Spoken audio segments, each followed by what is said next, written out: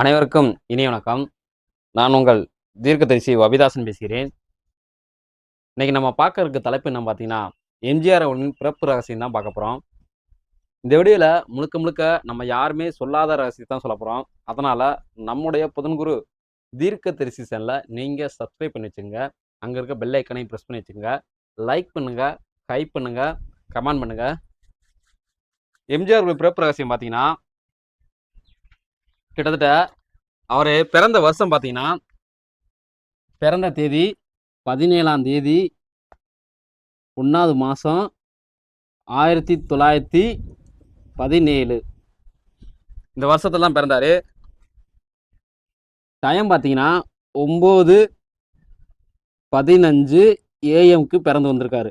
எங்கேயும் கேட்டீங்கன்னா இலங்கையில் உள்ள கிண்டியில பிறந்திருக்காரு.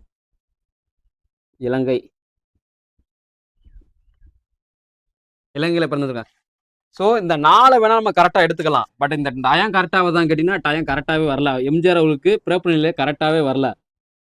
இப்போ பார்த்தீங்கன்னா இங்குள்ள ஜோதிடர்லாம் என்னென்ன சொல்றாங்க பார்த்தீங்கன்னா, இங்க ராசி கட்டத்தில் பார்த்தீங்கன்னா ஒரு சில ஜோதிடர் பார்த்தீங்கன்னா அவர் பார்த்தீங்கன்னா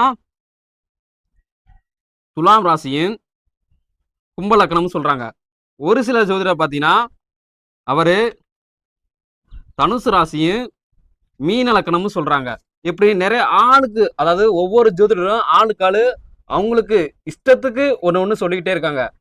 ஆனா இதுபடி உதாரணத்துக்கு பார்த்தீங்கன்னா இது சந்திரன், இங்க பார்த்தீங்கன்னா அவருடைய பிறப்பு நிலையில பார்த்தீங்கன்னா சுக்கிரன், இங்க ராகு, இங்க பார்த்தீங்கன்னா சூரியன், இங்க பார்த்தீங்கன்னா செவ்வாய், அடுத்து பார்த்தீங்கன்னா புதன் இங்க வக்கரமா இருக்கும்.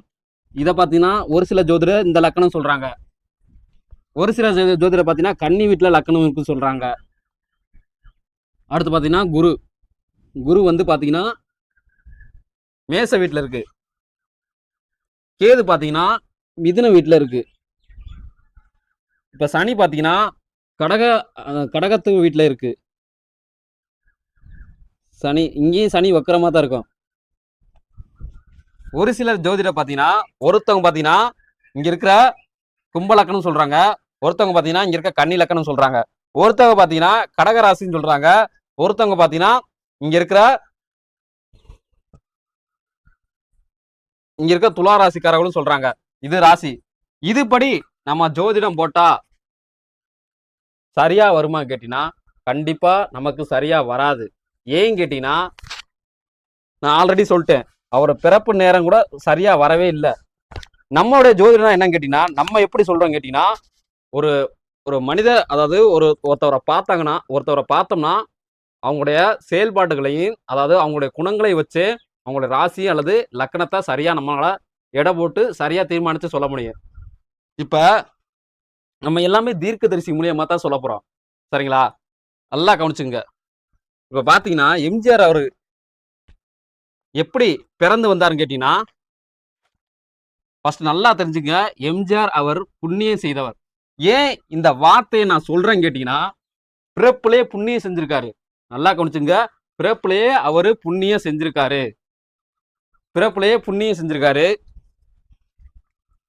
இதுபடி பார்த்தோம்னா நமக்கு மொத்த ஜோதிடமும் தவறா வரும். அதனால நம்ம இதை உதாரணத்துக்கு எடுத்துக்கவே கிடையாது. இதுபடி பார்த்தோம்னாவே மொத்தமா நமக்கு தவறா வரும். நம்ம இதுபடி பார்க்கவே கிடையாது. சரிங்களா?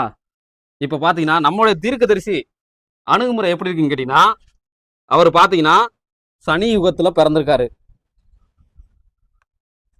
சனி யுகம் பிளஸ் பாத்தீங்கன்னா குருவுடைய வருடம்.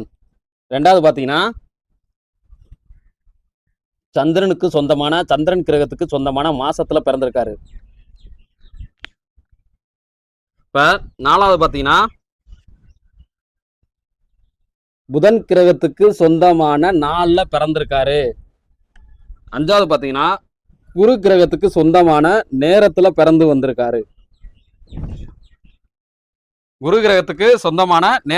வந்திருக்காரு. இதுதான் எம்ஜிஆரின் பிறப்பின் ரகசியம். இப்படித்தான் இந்த 5 நல்லா கவனிச்சுங்க. இந்த 5 வகை சேர்க்கையால தான் இங்க பாருங்க, மேல பாத்தீங்கன்னா இது யுகம், இது பாத்தீங்கன்னா வருடம், இது பார்த்தீங்கன்னா மாதம், இது பார்த்தீங்கன்னா நாள், இது பார்த்தீங்கன்னா நேரம். நம்ம எல்லாருடைய அதாவது எல்லாருடைய பிறப்பு ரகசியம் போடல நம்ம எப்பவுமே நம்ம வந்து எந்த நாளுக்குரியதுன்னு நம்ம சொல்லவே மாட்டோம். ஏன்னா ஒருத்தவங்களோட நாளை சொல்லிட்டோம்னா அவங்க எந்த எந்த கிரகத்துக்கு சொந்தமான நாளில் பிறந்து வராங்க நம்ம ஓப்பனா சொல்லிட்டோம்னா அவங்களுடைய குணங்களை முற்றிலுமாக தீர்மானிச்சிடலாம். 100% நம்மளால தீர்மானிக்க முடியும். அதனால நிறைய பேர் விஜய் விஜய் அவர்களுடைய பிறப்பு ரகசியமா இருக்கட்டும், சீமான் அவர்கள் பிறப்பு ரகசியமா இருக்கட்டும், அண்ணாமலை அவர்கள் பிறப்பு ரகசியமா இருக்கட்டும், இந்த மாதிரி நம்ம நிறைய வீடியோ போட்டிருக்கோம். அந்த மாதிரி வீடியோல இந்த ராசி நம்ம சொல்லியிருக்கவே மாட்டோம். ஆனா பட் லக்கணத்தை சொல்லியிருப்போம். ராசி ராசி சொல்லியிருக்க மாட்டோம். இந்த நாள் தாங்க ராசி. இதை நாளும் சொல்லலாம் அல்லது ராசின்னு சொல்லலாம். இது லக்னம். இந்த நேரம் தான் லக்னம். சரிங்களா? இந்த இந்த 5 ஆல்பபெட்ல தான் நம்ம எல்லாருமே பிறந்து வருவோம். இந்த 5 வகை கிரக சேர்க்கையால தான் நம்ம எல்லாருமே பிறந்து வருவோம். நல்லா கவனிச்சுங்க. இந்த யுகம் நமக்கு மாறவே மாறாது. இந்த யுகம் மாறவே மாறாது. இந்த யுகம் நமக்கு எல்லாத்துக்குமே மாறவே மாறாது. ஆனா இதெல்லாம் இந்த வருஷம் மாறும், இந்த மாசம் மாறும், இந்த நாள் மாறும், இந்த நேரமும் மாறும் நமக்கெல்லாம். இந்த யுகம் மட்டும் நம்ம எல்லாத்துக்கும் மாறவே மாறாது. இப்ப எம்ஜிஆர் அவர் சாதத்துல பிறப்பு ரகசியத்துல அவரு இப்ப குரு தனுசு லக்னமா இருக்கிறனால குருனா நல்லா கவனிச்சுங்க. நம்ம எல்லாமே தீர்க்கதரிசி மூலியமா தான் சொல்றோம். இந்த வீடியோல நம்ம யாருமே சொல்லாத ரகசியத்தை சொல்றோம்னு சொல்லி ஆல்ரெடி சொல்றோம். இப்ப அவரு லக்கணத்துல குரு இருக்கிறனால அவர் என்ன லக்கணம் கேட்டீங்கன்னா தனுசு லக்கணம். நல்லா கவனிச்சுங்க. நீங்க எல்லாம் குருக்கு இந்த வீடு மீன வீடு சொந்த வீடு நினைச்சிட்டு இருப்பீங்க. அப்படி கிடையவே கிடையாது. தனுசு வீடு மட்டும்தான் குருக்கு சொந்தம். அவர் என்ன லக்கணம் கேட்டீங்கன்னா தனுசு லக்கணம். தனுசு லக்னம். இப்ப கன்னி அதாவது புதன் இருக்குல்ல, நீங்க எல்லாம் நினைச்சிட்டு இருக்கீங்க புதனுக்கு 2 வீடு சொந்தம் நினைச்சிட்டு இருப்பீங்க. அப்படி கிடையவே கிடையாது. புதனுக்கு கன்னி வீடு மட்டும்தான் சொந்தம். இந்த வீடு மட்டும்தான் புதனுக்கு சொந்தம். இதுதான் புதனோட வீடு கன்னி. இது தனுசு.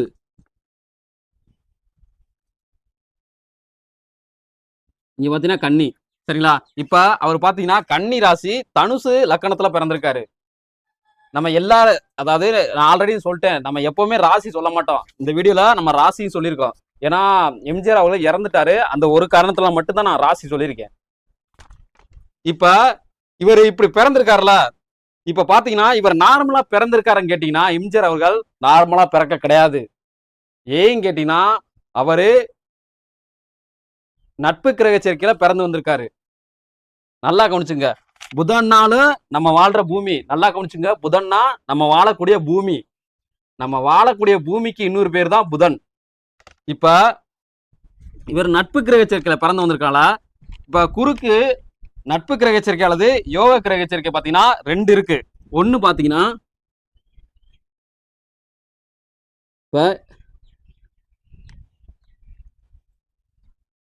யோக கிரகம் அல்லது நட்பு கிரகம்னு சொல்லலாம். ஒண்ணு பாத்தீங்கன்னா இந்த புதன் தான் வரும். நல்லா கவனிங்க. இந்த புதன் தான் வரும். புதன். 2வது பாத்தீங்கன்னா செவ்வாய் வரும். இங்க இருக்க மேசம் செவ்வாயா வரும்.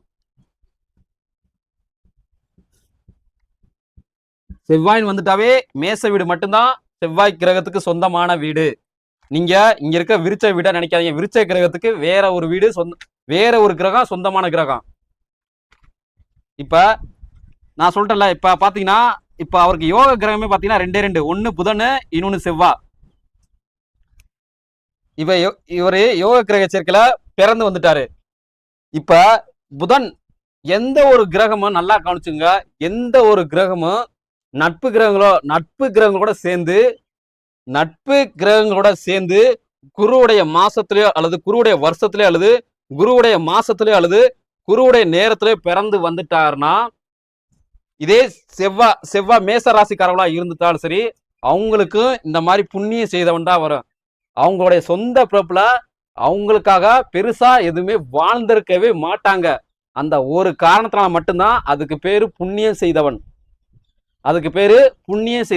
அல்லது தானம் செய்தவன் அல்லது தர்மம் செய்தவன், இப்படி நம்ம சொல்லலாம். புதன் குரு இறந்துட்டாவே இந்த பூமிக்கு முதல்ல அவரு கடவுள். ஏன் கேட்டீங்கன்னா, புதன்னா குழந்தை, நல்லா கவனிச்சுங்க. புதன்னா பூமி, இந்த பூமி. குருனா கடவுள். அப்ப அவரு பூமிக்கு கடவுளாத்தான் செயல்பட்டு இருக்காரு. பூமிக்கு கடவுளாத்தான் செயல்பட்டு இருக்காரு. இது மட்டும் இல்லாம அவர் அதீத யோகத்திலையும் பிறந்து வந்திருக்காரு. ஏன் கேட்டீங்கன்னா, தனக்கு யோகமான மாசத்திலே பிறந்து வந்து யோகமான வருஷத்திலே பிறந்து வந்திருக்காரு. யோகமான வருஷத்திலே பிறந்து வந்திருக்காரு. இப்ப இந்த குருக்கு அவயோக கிரகங்கள் என்னன்னு பாத்தீங்கன்னா,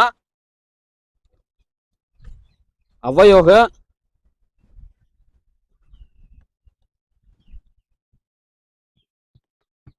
அவயோக கிரகங்கள் அல்லது பகை கிரகம்னு சொல்லலாம். ஒன்னு பாத்தீங்கன்னா சனி, 2 பாத்தீங்கன்னா சந்திரன், 3 பாத்தீங்கன்னா புலிகை.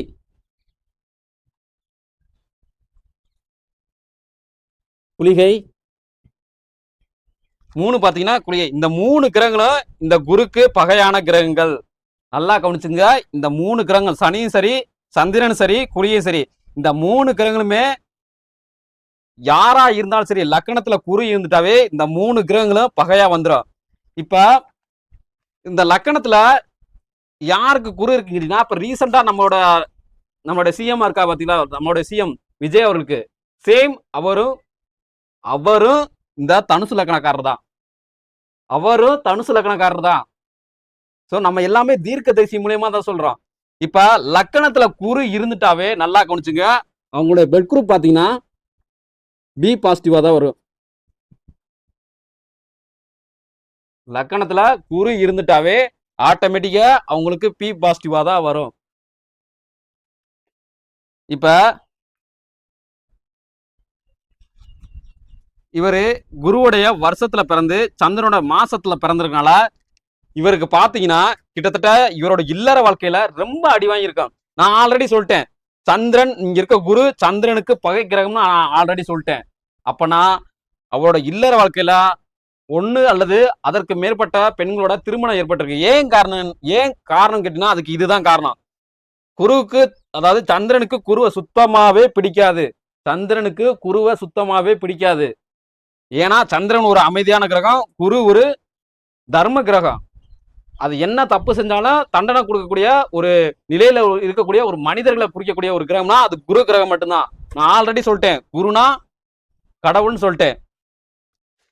இப்ப அவர் சந்திரன் மாசம் பிறந்திருக்கனால அவரோட இல்லற வாழ்க்கை ரொம்ப அடி வாங்கியிருக்கும். அவர் பாத்தீங்கன்னா, அவரோட தேகம் பாத்தீங்கன்னா பௌர்ணமிக்கு இணையாகத்தான் இருந்திருக்கும். அவரோட தேகம் பௌர்ணமிக்கு இணையாகத்தான் இருந்திருக்கும். அதே மாதிரி நல்லா கவனிச்சிங்கன்னா, லக்கணத்துல, அதாவது ஒரு குறிப்பிட்ட வருஷத்துல, ஒரு குறிப்பிட்ட மாசத்துல, ஒரு குறிப்பிட்ட கிரகங்கள் இருந்துட்டாவே அவங்க யோகத்துல பிறந்து வந்த நபர்கள் தான். அது என்னென்ன கிரகங்கள் கேட்டீங்கன்னா, 1 சூரியன், இன்னொன்னு சந்திரன், இன்னொன்னு பாத்தீங்கன்னா குரு. இந்த மூணு கிரகங்கள் இருக்கக்கூடிய 3 கிரகங்களுக்கு சொந்தமா இருக்கக்கூடிய மாசத்திலே அல்லது நம்ம வருஷத்திலே பிறந்து வந்துட்டோம்னா பாத்தீங்கன்னா நம்மளுடைய வாழ்க்கையானது கண்டிப்பா செல்வமும் செல்வாக்கு மிகுந்த நபர்களாத்தான் நம்ம இருப்போம். பிறப்பு, அதாவது சாதாரண நம்ம பிறக்கும் தருவாயில இல்லாட்டாலும் சரி, நம்ம வளர வளர நம்மளோட முயற்சியால நம்ம அடையக்கூடிய சூழ்நிலை நமக்கு உண்டாயிரும். இப்ப எம்ஜிஆர் பாத்தீங்கன்னா ராசியில புதன் இருக்கிறதுனால அவரு நல்லா ஒரு நடிக்கக்கூடிய நபரா இருப்பாரு, நல்லா ஒரு கவிதை எழுதக்கூடிய நபரா இருப்பாரு, நல்லா ஒரு பேசக்கூடிய நபரா இருப்பாரு, நல்லா சிரிக்கக்கூடிய ஒரு நபரா இருப்பாரு, நல்லா ஒரு சிந்தித்து செயலாற்றும், அதாவது சிந்தித்து செயல்படக்கூடிய ஒரு நபரா இருப்பாரு. இப்ப லக்கணத்துல குரு வந்துட்டா அவர் எப்படிமா இருப்பாருன்னு கேட்டீங்கன்னா, தனக்கு அதாவது எப்படி சொல்றது, தானத்துல மிஞ்சதுதான் தனக்குன்னு என்ன சொல்லக்கூடிய ஒரு நபராகவே இருப்பார். நல்லா கவனிச்சுங்க, தானத்திலையும் சரி தர்மத்திலையும் சரி மிஞ்சியதுதான் தனக்குன்னு என்ன ஒரு சொல்லக்கூடிய நபர்கள் யாருன்னு கேட்டீங்கன்னா, லக்கணத்துல குரு ஸ்ட்ராங்கா இருக்கிற நபர் மட்டும்தான் சொல்லுவாரு. ஏன்னா குரு எம்ஜிஆர் அவருக்கு பிறப்பு நிலையில குரு கிரகமானது ரொம்ப ரொம்ப ஸ்ட்ராங்கா இருக்கு. ஏன்னா இங்க இருக்க குருக்கு தான் புதனை ரொம்ப பிடிக்கும். நல்லா கவனிச்சுங்க, இங்க இருக்க குருக்கு புதனை ரொம்ப பிடிக்கும். அதனாலதான் புண்ணிய செய்தவன், தனக்காண்டி எந்த ஒரு வாழ்க்கையுமே பெருசா வாழ்ந்திருக்க மாட்டாரு. அவரோட அவரோட பெரிய அளவுல அதுக்கான நேரத்தை செலவழிச்சு எதுவுமே அவருக்காக தனக்காக எதுவுமே ஒரு செயலை செஞ்சிருக்கவே மாட்டாரு தன்னோட வாழ்நாள்ல. அதனாலதான் அதற்கு பேரு புண்ணிய செய்தவன் நம்ம சொல்றோம். இப்ப மக்கள் இவருக்கு என்ன ஒரு பட்டம் கொடுத்தாருன்னா, இவர் வாழ்ற வாழ்க்கையை பார்த்துட்டு மக்கள் இவருக்கு மக்கள் திலகம் அல்லது கடவுள் என மக்களாலேயே இவர் போற்றப்பட்டு அழைக்கப்பட்டிருக்காரு. அடுத்து பாத்தீங்கன்னா, இவர் எப்படி மக்கள்கிட்ட பேசுவாருன்னு பாத்தீங்கன்னா, என் ரத்தத்தின் ரத்தமே அப்படின்னு தான் ஒரு சொல்ல பயன்படுத்தி முத எம்ஜிஆர் அவர்கள் பேசவே ஆரம்பிப்பாராம்.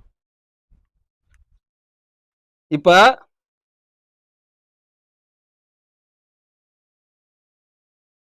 இவர் பாத்தீங்கன்னா ஒரு சிறந்த நடிகராகவே இருப்பாரு. ஏன்னா லக்கணத்துல புதன் இருக்கு, லக்கணத்துல குரு இருக்கு, ராசியா புதன் வர்றதுனால இவர் கன்னி ராசியா இருக்கிறதுனால இந்த பூமிக்கு தன்னோட வாழ்க்கையை செலவழிச்சு அர்ப்பணித்து வாழ்ந்த ஒரு நபரா தான் இருப்பாரு.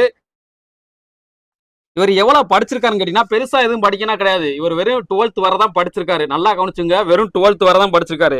இவர் வாங்கிய விருது பாத்தீங்கன்னா, என்ன விருது பாத்தீங்கன்னா, ஒரே ஒரு விருது மட்டும் தான் வாங்கியிருக்காரு.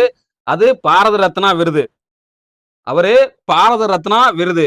சோ இவருக்கு எப்ப இந்த ஒரு 36 வயசு நடக்கும்போது பாத்தீங்கன்னா, ஒரு 30 40 ஆமா 40 நினைக்கிறேன். அதாவது 28 டு 35 அந்த 28 டு 35 அந்த வயசுக்குள்ள சினிமா துறைக்குள்ள முத வராரு. சினிமா துறையில கொஞ்சம் கொஞ்சமா நடிச்சு தன்னோட திறமையை வெளிக்காட்டி மிகப்பெரிய ஒரு தலைவரா வராரு. பேச்சு திறமையை வெளிப்படுத்தி அரசியல்வாதியாகவும் வர்றாரு. தன்னோட வாழ்க்கையில வந்தாலும் சரி, இவருக்கு மிகப்பெரிய பிரச்சனைகளும் வந்துகிட்டே தான் இருக்கு. ஏன்னா லக்கணத்துல குரு இருக்கிறதுனால பிரச்சனையை கண்டு ஒதுங்கிட்டா ஆட்டோமேட்டிக்கா கடவுள் இவரை ஓராம ஒதுக்கி இருப்பாரு. ஆனா பிரச்சனையை கண்டு இவர் ஒதுங்காம அவங்களுக்கு இணையா சண்டை போட்டதுனாலதான் அவரு மிகப்பெரிய வெற்றியை சந்திச்சாரு. ஏன்னா செவ்வாய் அவருக்கு யோக கிரகம். அவர் சண்டை போட்டா மட்டும்தான் அவர் ஜெயிக்க முடியும். அவருக்கு பிரச்சனை தேடிதான் வரும். ஏன்னா அவருக்கு இருக்கக்கூடிய குணங்களுக்கும் அவருக்கு இருக்கக்கூடிய செயலுக்கும் பிரச்சனை அவரை தேடி வரத்தான் செய்யும். ஏன்னா நல்ல மனுஷருக்கு பிரச்சனை வருதுங்கிறது அது எல்லாருக்கும் தெரிஞ்ச விஷயம் தான். நம்ம ரீசெண்டா இப்ப பார்க்கத்தானே செஞ்சோம் விஜய் அவர்கள் வாழ்க்கையில. சேம் தனுசு லக்கணக்காரர் தான் அவரும். ஆனா அவருக்கு ராசி வேற, பிறந்த மாசம் வேற.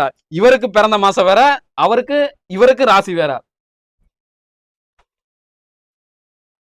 இப்ப செவ்வாய் திசையில தான் அவருக்கு சின்ன சின்ன பிரச்சனைகள் ஏற்பட்டுச்சு. அதாவது ஒரு நடிகரோட மோதல் ஏற்பட்டு அவருக்கு குண்டடி ஏற்பட்டுச்சு கழுத்துல. ஆனா ஒரு கிட்டத்தட்ட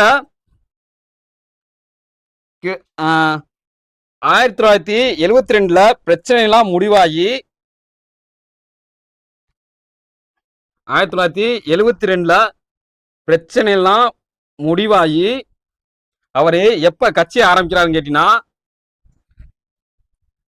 1972 இந்த வயசுலதான் அதாவது அனைத்து இந்திய அண்ணா திராவிட முன்னேற்ற கழகம்னு ஒரு கட்சியை அறிவிக்கிறாரு. அறிவிச்ச பின்னாடி இரட்டை இலை சின்னத்தை முதல்ல அறிமுகப்படுத்துறாரு.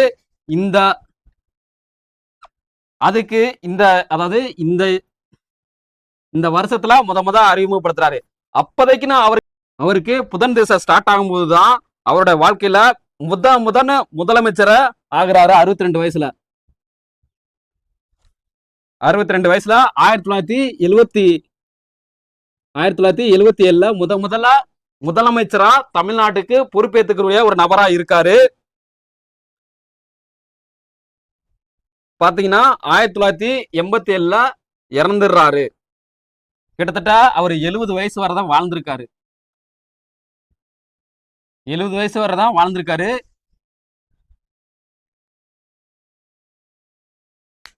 அதாவது நல்லா கவனிச்சுங்க, இந்த தசையெல்லாம் நடக்கும்போது அவருக்கு அவரோட வாழ்க்கையில பிரச்சனை ஏற்பட்டிருக்கும். பிரச்சனை ஏற்பட்டாலும் அவர் ஜெயிச்சு வந்திருப்பாரு செவ்வாய் தசையில. ஏன்னா செவ்வாய் தசைன்னு சொல்றது யோக தசை. அது எம்ஜிஆர் அவர்களுக்கு இருந்தாலும் சரி, விஜய் அவர்களுக்கு இருந்தாலும் சரி, விஜய்க்கும் சரி, நம்மளோட முதலமைச்சர் விஜய் அவர்களுக்கும் சரி, எம்ஜிஆர் அவர்களுக்கும் சரி, சேம் பிளட் குரூப் தான் இருக்கணும். ஏன்னா லக்கணத்துல குரு இருந்துட்டாவே ஆட்டோமேட்டிக்கா பி பாசிட்டிவ் வந்துடும். இந்த லக்கணத்துல பாத்தீங்கன்னா இந்த கிரக சேர்க்கைலாம் நல்லா கவனிச்சுங்க. இதே கிரக சேர்க்கையில தான் வள்ளுவரும் பிறந்து வந்தாரு.